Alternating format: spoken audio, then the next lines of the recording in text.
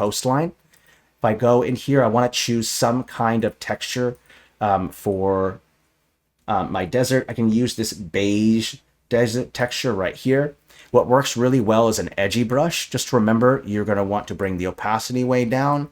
You want to bring the brush size way down, and you want to bring, I think that looks about right. We'll set to FG layer. And what I generally do is I just go ahead and just start along a coastline like this. And I'll just go over it lightly like this and just kind of apply. Let's actually bring the opacity up just a little bit more. Oopsie, that's the brush size.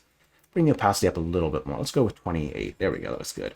And you can start to kind of put in a little bit of this yellowish kind of color. And I use the edgy brush because the edgy brush, if you already made your land, if you already made your FG layer with the edgy brush of the add mode of the mask tool, the edgy brush texturing works really well on those coastlines because it's adding also those kind of same cells into the map. So it really kind of blends in well when you do it that way. So if I go at like this and just kind of apply, I can add some of these as I want, like this. So I have a nice coastline here, little coastline biome. If you want to make it a big coastline, then you would kind of make it go a little bit more inward.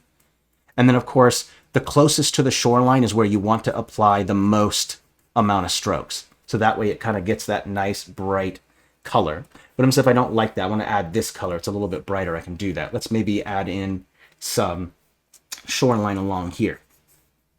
Go in here like this, add in some color here. And then I have this kind of nice shoreline like this. So you have some nice beaches. So I can go everywhere I want along here and add that in there. So maybe I want to add a nice shore along here. We'll make it go inward here like this. And remember the trick. It's just the most strokes are going to be closest to the coastline itself.